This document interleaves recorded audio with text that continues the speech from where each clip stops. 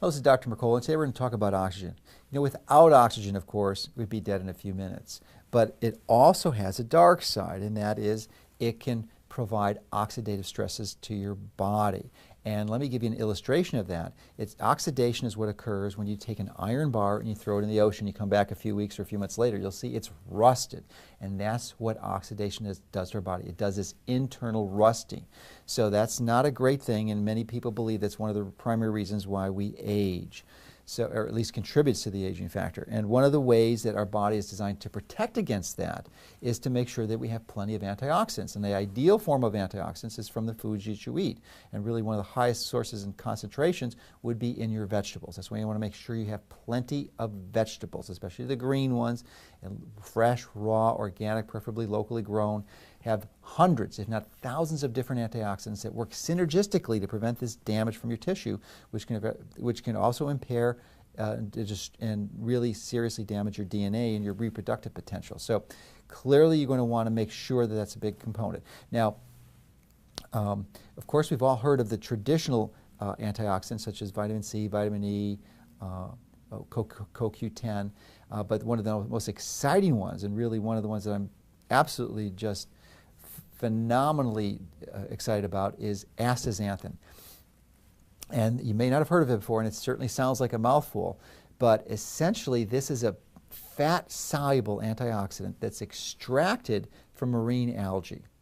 And this is actually what gives salmon its pink color. You may not realize, but baby flamingos are actually born white.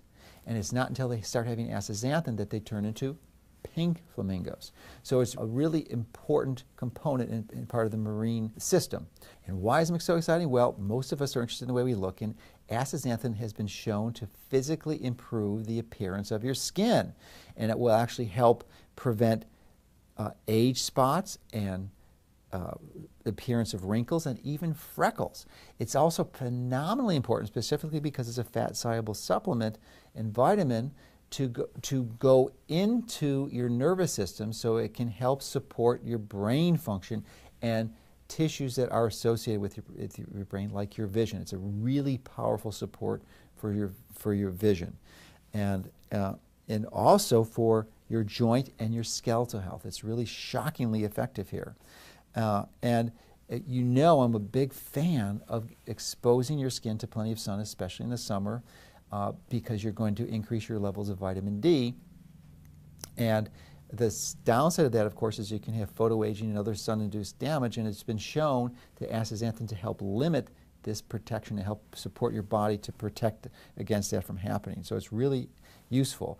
And if you're interested in using exercise, as we all should be, and if for using exercise to compete or perform at a very high level, then many professional and highly competitive athletes have been using astaxanthin with phenomenal benefits. So it's something you certainly want to consider. Now, just how potent is astaxanthin? Well, when you compare it with respect to its free radical scavenging capacity, it's 65 times stronger than vitamin C and 14 times stronger than vitamin E. But actually, there's another way that you can analyze its antioxidant capacity, and that is its singlet oxygen quenching capacity. And when you look at that, it's actually 550 times stronger than vitamin E and 6,000 times stronger than vitamin C. So you can see it's incredibly potent, which is one of the reasons why it has such a powerful effect on your body. Now, if you're going to use this as a supplement, it's important to understand that you can get astaxanthin from 3 different sources. One is from the marine bioalgae, which is the preferred natural way to do that, but you can also get it from fungus or synthetics, and I would definitely discourage using the last two. So you want to make sure it's from marine algae. And then secondly, you want to look at the way it's extracted, because it has to be removed from the algae, and the way it can be done, this is several sources. One is it can be used with toxic solvents like hexane or some other similarly toxic solvents. So you want to avoid that. You really want to use a highly efficient toxin-free extraction process like supercritical carbon dioxide extraction. So you want to make sure that's part of the process. And then additionally, you want to look at the company that's producing it, making sure they're applying all the highest quality standards so that there's no potential mistakes or problems that occur in the production.